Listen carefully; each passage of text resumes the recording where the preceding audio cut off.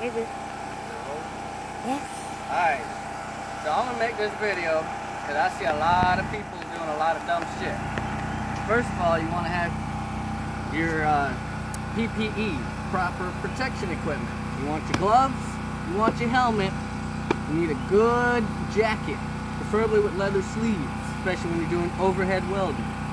Second of all, steel toe shoes, because if you're messing with a torch and a welder, you better suspect some sparks. And it ain't gonna be fun because it's gonna be hot. Second of all, when we go over here and do some welding, I'm gonna do like a little demonstration. I've already got the metal cleaned up. You want to clean your metal for optimal penetration, and then I tacked it up already so it goes a little bit quicker. Second of all, you probably won't hear me because I have a freaking generator running in the back of my truck, so we're not popping any fuses in the house. I'm just doing this as a little educational display of a proper weld. Today, we're going to be doing some 1/8 inch mod steel because it's just what I had laying around that I'm not using. Second of all, we're going to be doing a C25. If you guys don't know what that is, it's 75% argon, 25% CO2. Okay, you normally want to run about 20 PSI.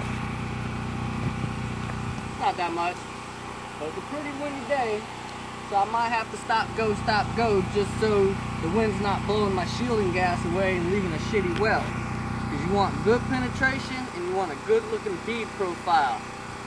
That is going to tell you how good of a welder you are. So, if you want to come over here, walk over here to my welding rig, we're going to do some welding. Follow me, guys.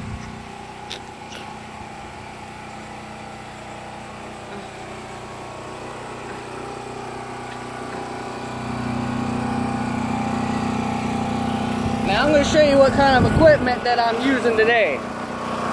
Today, while she jumps up in the back of the truck, I'm going to show y'all my little rig so far. We got a 50-foot reel of oxygen acetylene cutting hose, a 50-foot reel of air compressor hose. We got the air compressor mounted up there, so we got portable air everywhere we go. We also got a generator packed up in there just so we have portable power everywhere we go. Second of all, I'm using a Miller Multimatic 200 suitcase style welder. It runs about $2,000 if you guys want to look that up. And I could do a lot with it. I could do TIG, MIG, and stick. Otherwise, don't mind this little table. I built that shit like 10 years ago. So it's just what I had laying around, so I'm not welding on the back of my truck. But I'm going to give y'all a little shot of what we got going on today.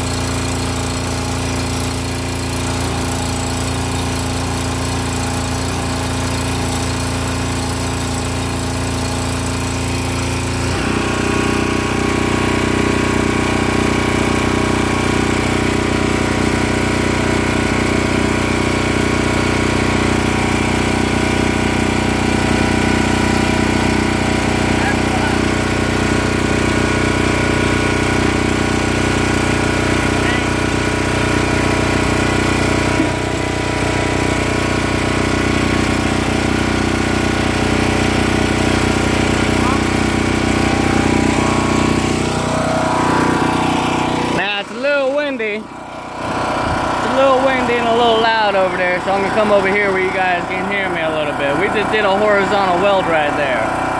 Okay? Now, it's not the prettiest because, well, it's not exactly set the way I wanted it. But sometimes in the welding industry, you're not always gonna be comfortable. I hate to tell you.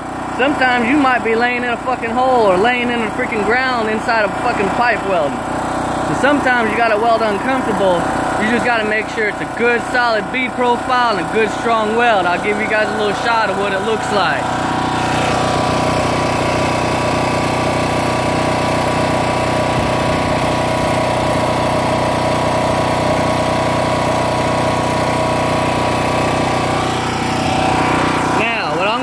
I'm going to break the tacks. Once I break the tacks, I'm going to flip it over. I'm going to do a flat position.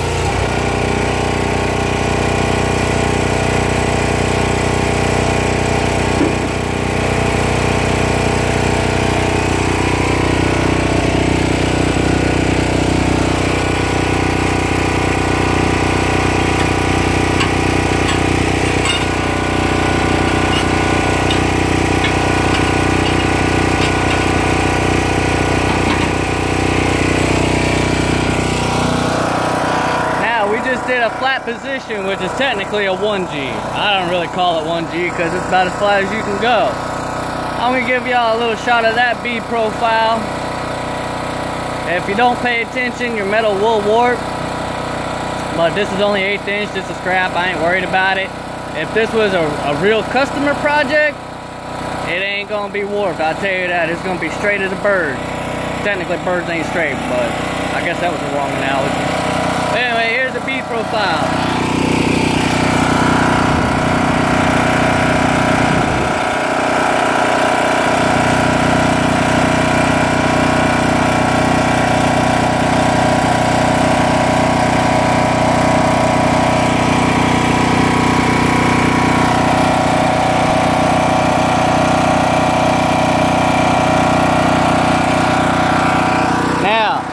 I'm going to run another bead right on top of that one, and I'm going to show you guys how to run some stringers. You want to overlap about a 1/2 inch. Well, not a 1/2 inch, but halfway.